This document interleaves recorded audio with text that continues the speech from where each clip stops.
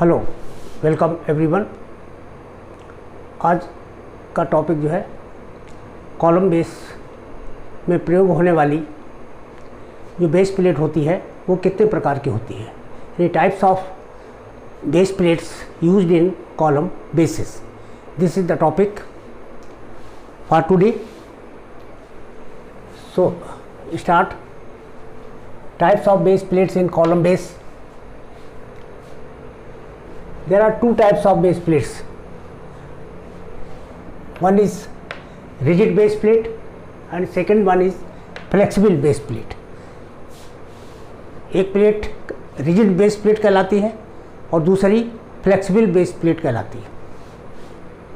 तो पहले हम rigid base plate के बारे में बता रहे हैं।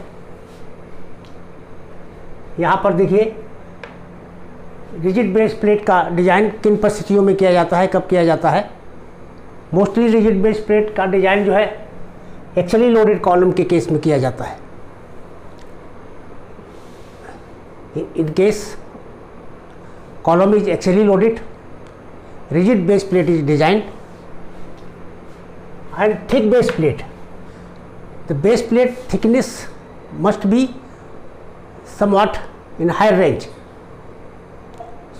So this plate will act like a rigid base plate, यानी इस प्लेट की मोटाई कुछ ज़्यादा होती है। Uniform pressure at the bottom. Rigid base plate के बॉटम में जो प्रेशर इंटेंसिटी है वो इक्वल होती है। इसके प्रत्येक बिंदु पर समान तीव्रता का दाब कार्य करता है कंक्रीट के द्वारा। यानी uniform pressure intensity at the bottom of the base plate. This is the basic condition for rigid base plate. And then maximum bending moment occurs at the edge of the column. So see here, this is your base plate whose length is L and width is B. Here column of I section is placed centrally. Column के flange से बाहर की ओर जो ये projection है ये हमारा ए है और इसमें इस किनारे से इधर की ओर प्रोजेक्शन स्मॉल बी है। कॉलम के फ्लैंज के बाहर, कॉलम के फ्लैंज के जस्ट के फ्लैंज से होकर गुजरने वाला जो ये एक्सिस होती है,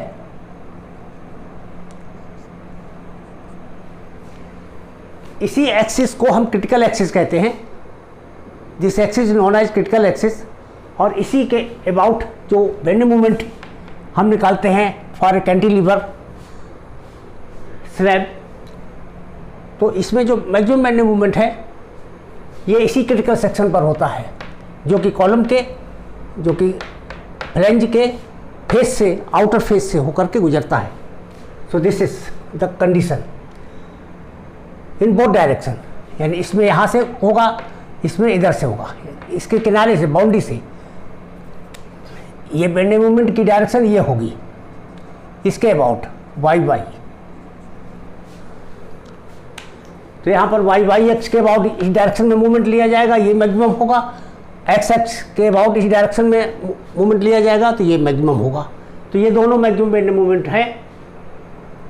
पॉइजन रेशियो की वैल्यू इस केस में, चूँकि दोनों डायरेक्शन में बेंडिंग मोमेंट कार्य कर रहा है तो दोनों डायरेक्शन में स्ट्रेसेस भी होंगे, इसलिए इसमें पॉइजन रेशियो का रूल अप्लाई होगा।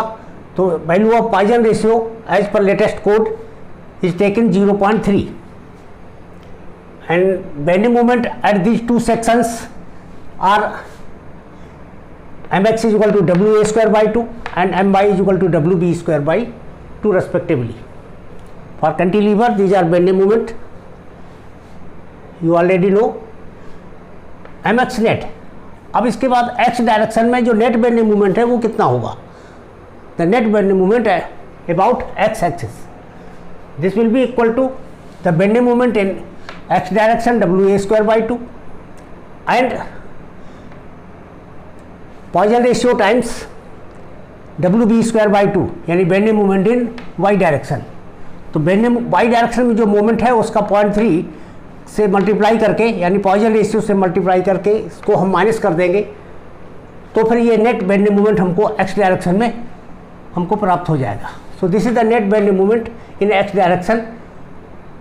Taking W/2 common, the expression is written in this form, W/2 bracket में a square minus 0.3 b square, equating this movement to the movement capacity md of the base plate, यानी base plate की movement capacity का formula code में दिया हुआ है, इसको md से रिप्रेजेंट कर रहे हैं, तो md के बराबर हम रख देते हैं इस मूवमेंट को।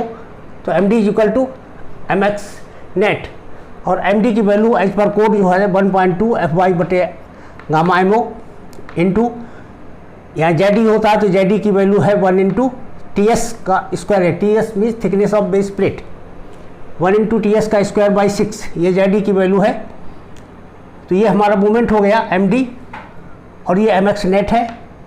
दोनों को इक्वेट करिए, इक्वेट करके जब हम यहाँ से ts की वैल्यू हम सॉल्व कर लेंगे तो ts हमारा इस फार्मूले के द्वारा इसमें ये जो है ये इक्वेशन इस फार्मूले में कन्वर्ट हो जाएगी। यहाँ देखिए ये इक्वेशन क्या है, ts is equal to √2.5 w bracket में a square minus 0.3 b square gamma mo upon fy,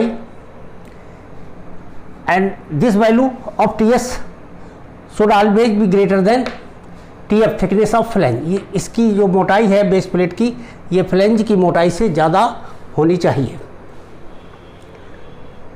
यहाँ पर कोड में ये फार्मूला डायरेक्ट दिया हुआ है, आप क्वेश्चन सॉल्व करते समय direct thickness of base plate के लिए इस फार्मूले का आप प्रयोग कर सकते हैं अगर हम रिजिड बेस प्लेट का डिज़ाइन कर रहे हैं। इसके लिए ये डेरिवेशन के स्टेप हैं, यहाँ पर इस फार्मूले के इसको करने की आवश्यकता नहीं है, सीधे हम इस फार्मूले का प्रयोग कर लेते हैं। यहाँ पर देखिए ज़रा, ये हमारा कॉलम है, कॉलम के नीचे ये बेस प्लेट है, बेस प्लेट के नीचे ये ग्राउट दर्शाया हुआ है, this portion is shown as a grout, और इस ग्राउट के नीचे ये हमारा कंक्रीट पेडेस्टल है। तो कंक्रीट पेडेस्टल के ऊपर ग्राउट होगा, ग्राउट के ऊपर बेस प्लेट रखी जाती है। इसका मटेरियल जो होता है, इसकी प्रॉपर्टीज ग्राउट की इस तरह जो होती है, ये बहुत ज़्यादा हाई क्वालिटी का नहीं होता कि इसमें जैसे कॉलम रखा जाएगा तो कॉलम की जहाँ पर फ्लैंज होगी, जहाँ पर वेब, ये फ्लैंज और वेब कांटेक्ट में आएगी बेस प्लेट पर, तो ये उस सिरे को जगह को दबाना चाहेगी। तो यहाँ पर ये थोड़ा सा डिप्रेस हो जाए, उसके लिए अलाउंस मिल जाए, इतना हार्ड नहीं होना चाहिए कि वो बिल्कुल ही न दबे, इसलिए यहाँ पर अलग से ग्राउट देना आवश्यक हो जाता है। और ये बेस प्लेट को कंक्रीट पेडेस्टल में फिक्स करने के लिए ये एंकर बोल्ट लगे होते हैं। हाँ, इसके बाद देखते हैं flexible base plate. Flexible base plate, इसका यूज किस कंडीशन में किया जाता है, यानी बेस प्लेट को फ्लेक्सिबल बेस प्लेट की तरह से किन परिस्थितियों में डिजाइन किया जाता है। इसके लिए कुछ कंडीशन है कि column should be light weight, कि कॉलम हल्का होना चाहिए, एंड और in other words it's the column of low rise building, यानी कम ऊंचाई के भवनों का कॉलम होना चाहिए। सेकंड वन, ये required area is too small, load column के ऊपर कम आ रहा है इसलिए इसका रिक्वायर्ड एरिया भी कम होगा। तो required area is too small, और प्रोजेक्शंस आर नेग्लिजिबल, इसीलिए प्रोजेक्शन इसके जो है नेग्लिजिबल कैलकुलेट होकर के आते हैं। और थर्ड केस में है कि कॉलम में किसी कारण से हमको बेस प्लेट जितना रिक्वायर्ड बेस एरिया है, बेस प्लेट का जो रिक्वायर्ड एरिया ऊपर कैलकुलेट होकर के आया है, यहाँ से फार्मूले से निकालते हैं, जो उससे काफ़ी ज़्यादा बड़ी बेस प्लेट हमको बनानी होती है। कुछ कारणों से अगर बनानी पड़ती है तो उस केस में इसे हम फ्लेक्सिबल बेस प्लेट के रूप में डिज़ाइन करेंगे। यानी इसको हम ऐसे समझ सकते हैं कि सपोज ये हमारी रिक्वायर्ड बेस प्लेट है, यहाँ हमने ये गर्डर रख दिया, आई सेक्शन का गर्डर है मान लीजिए, तो इसको फिक्स करने के लिए अगर हम यहाँ एंगल और लगा देते हैं, क्लीट एंगल, अगर क्लीट एंगल लगा देते हैं तो फिर बेस प्लेट हमको यहाँ पर बड़े आकार की सिलेक्ट करनी पड़ेगी। तो ऐसे कुछ कारण हैं जिसके कारण बेस प्लेट को हमें बड़ा चुनना पड़ता है। A bigger base plate is design. In that case the design is done on effective area basis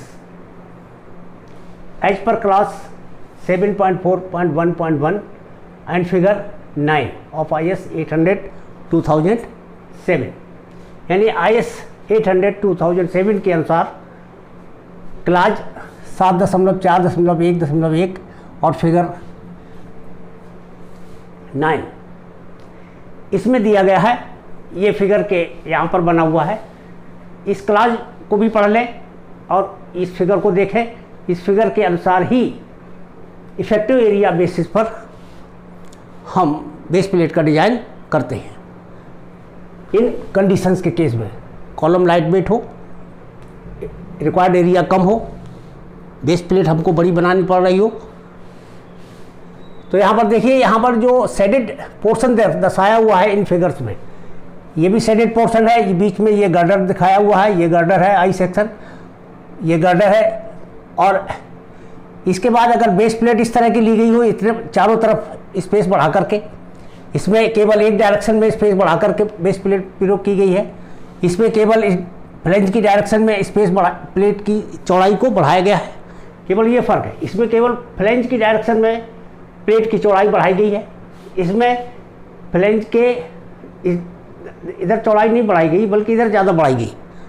इसमें दोनों डायरेक्शन में प्लेट की चौड़ाई बढ़ाई हुई है। ये आउटर लाइन जो है ये प्लेट की एक्चुअल साइज को रिप्रेजेंट कर रहे हैं। तो ये फिगर है। इस फिगर के अनुसार यहाँ पर क्या कंसेप्ट है इसके पीछे कि ये कॉलम जब यहाँ पर टिका हुआ है तो कॉलम की प्रत्येक भुजा, जैसे ये हमारा फ्लैंज है, फ्लैंज के इधर इस डायरेक्शन में सी डिस्टेंस तक एक ये लेटर मान लेते हैं सी प्रोजेक्शन है। यहाँ से यहाँ तक की दूरी सी है, यहाँ से यहाँ तक की दूरी सी है। इसी तरीके से ये वेब है, वेब के दोनों सिरों पर दोनों ओर सी और सी, यानी ये सी दूरी है, ये सी दूरी है। ऐसे इस फ्लैंज के दोनों तरफ सी और ये सी दूरी तक लोड जो है ट्रांसफ़र हो रहा है, यानी यहाँ इसमें कैंटिलीवरिंग एक्शन हो रहा है। इतने में समान दाब है, यानी शेडेड पोर्शन में पूरे में दाब तीव्रता बराबर मानी गई है। केवल इसके बाहर ये इस पोर्शन में प्रेशर इंटेंसिटी जो है ये इक्वल नहीं है, ये कम हो जाएगी। केवल इस शेडेड पोर्शन में प्रेशर इंटेंसिटी बराबर रहती है। तो इस तरह से इफेक्टिव एरिया ही हमको कैलकुलेट करना पड़ता है, जहाँ पर प्रेशर इंटेंसिटी रिक्वायर्ड प्रेशर उसकी कैपेसिटी के बराबर है कंक्रीट की। ये हमारा चौकोर कॉलम है, तो इसमें भी दोनों तरफ सी इधर सी इधर, ये हमारा इफेक्टिव एरिया इस तरह का आएगा। ये सर्कुलर है, इसमें भी अंदर भी सी और बाहर से भी सी दूरी पर ये प्रोजेक्टेड एरिया बन जाएगा, शेडेड एरिया। ये तो ये कंडीशन हो गई। इसके बाद एक कंडीशन और होती है कि अगर हमारे दोनों फ्लैंज ये नज़दीक हों, इनके बीच में डिस्टेंस कम हो, तो डिस्टेंस कम होने पर जैसे इधर यहाँ से सी दूरी तक ये सी प्रोजेक्शन इस डायरेक्शन में है और सी प्रोजेक्शन इधर, तो ये सी यहाँ तक गया, ये सी यहाँ से यहाँ तक आ गया। इसी तरीके से इस फ्लैंज के इस डायरेक्शन में सी दूरी तक प्रेशर इक्वल होगा और यहाँ से इसकी दूरी पर प्रेशर इक्वल होगा। तो यहाँ पर हम देखते हैं कि ये यहाँ से सी और यहाँ से सी, ये दोनों जैसे यहाँ से ये सी इधर यहाँ तक आ गया, यहाँ से सी इधर यहाँ तक आ गया। कुछ पोर्शन ऐसा है जो दोनों में कॉमन हो गया। कॉमन होने का मतलब है कि ये एरिया जो है शेडेड एरिया ओवरलैप हो गया। ऐसी कंडीशन अगर हो, और इस केस में यहाँ पर देखिए कि जो ये एच है हमारा, दोनों फ्लैंज के बीच इनर फेसेस के बीच की दूरी, यानी इस फ्लैंज के अंदर ही भीतरी फेस और इस फ्लैंज के भीतरी फेस से यहाँ तक की जो ये डिस्टेंस है ये 2c से कम हो जाती है, c+c से कम हो जाती है। अगर ऐसा हो जाए तो फिर ये ओवरलैप का केस कहलाता है और इस केस में जो इसी का मॉडिफाइड फिगर ये बना लिया गया है, इसी में इसके ओवरलैप को ख़त्म करके एक्सटेंडेड एज्यूम कर लिया गया।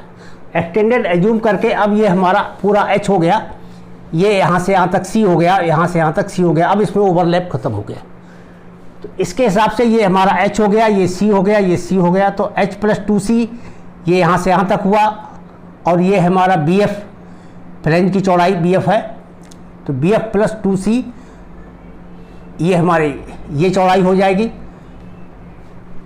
तो इस केस में ये शेडेड एरिया यहाँ से ज्ञात किया जाएगा। अब देखिए अगला स्टेप क्या, इफेक्टिव एरिया कैसे निकालेंगे। ये इफेक्टिव एरिया जो है इसका फार्मूला है किस केस में, अगर इस तरह का कंडीशन है, अगर ये कंडीशन है तो हम इस फार्मूले का बेसिकली प्रयोग करेंगे। Effective area is equal to 4c square plus perimeter of the column, यानी कॉलम का पेरीमीटर, चारों तरफ से पेरीमीटर हम कैलकुलेट करेंगे कितना पेरीमीटर हुआ। अब कॉलम का पेरीमीटर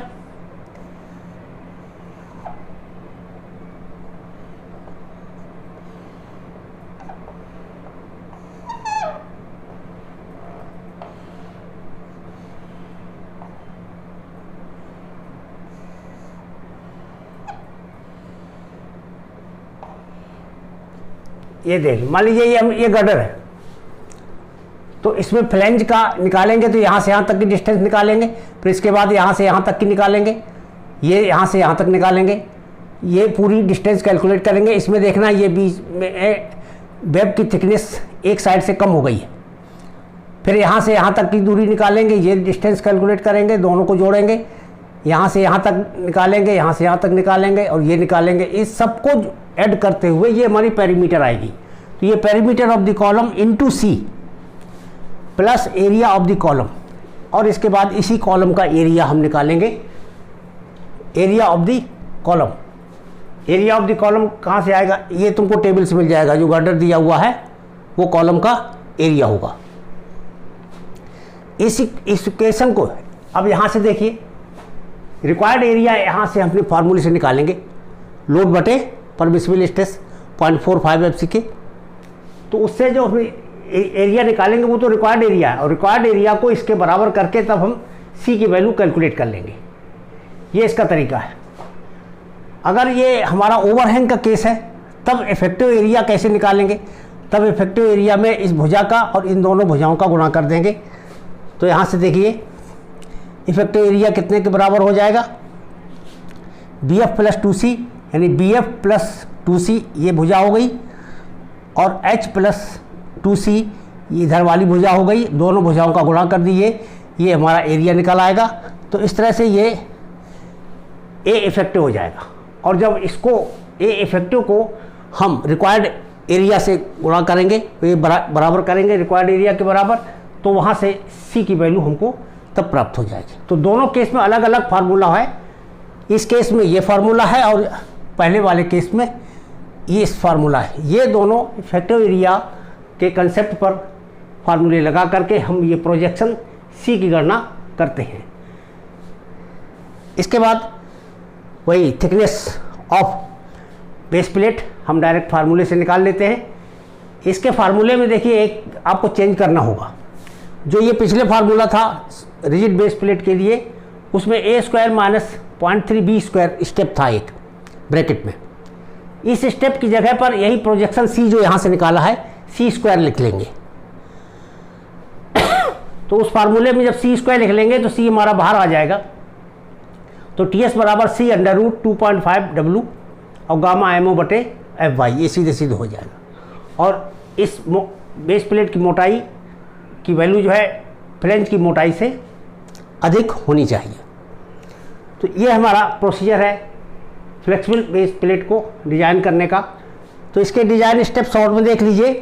पहले हम बियरिंग स्ट्रेंथ निकालेंगे 0.45 एफसी के, फिर रिक्वायर्ड एरिया निकालेंगे लोड P बटे 0.45 एफसी के, ये इफेक्टिव ये रिक्वायर्ड एरिया ज्ञात हो गया। इसके बाद जैसा केस हो इसमें उसी केस के अनुसार रिक्वायर्ड एरिया को इफेक्टिव एरिया के बराबर हम यहाँ पर रख देंगे। तो ये हमने पहले ये फार्मूला लिख लिया है, 4c² plus perimeter into c plus area of column, और दूसरा अगर ओवरलैप हो तब ये 2c की value distance between the inner faces of the flange, अगर उससे जो है ये ज़्यादा है तो उस केस में ये ओवरलैप होगा, और ओवरलैप के केस में इफेक्टिव एरिया जो है हमारा एक्चुअल ये नेट एरिया किसके बराबर होगा, रिक्वायर्ड एरिया इफेक्टिव एरिया के बराबर, यानी h प्लस 2c और ये bf प्लस 2c। यहाँ से सॉल्व करके c हम निकालेंगे। c ज्ञात हो जाने पर हम thickness of base plate c √ 2.5 w gamma mo upon fy से कैलकुलेट कर लेंगे। तो ये हमारे सिंपल स्टेप हो जाएंगे। तो ये दो मेथड है बेस प्लेट को डिज़ाइन करने के। फ्लेक्सिबल बेस प्लेट के रूप में हम डिज़ाइन कर सकते हैं और रिजिड बेस प्लेट के रूप में भी हम डिज़ाइन कर सकते हैं। प्लेट का एरिया जब रिक्वायर्ड एरिया से थोड़ा काफ़ी ज़्यादा होता है, उस केस में हमें इसका प्रयोग करना चाहिए।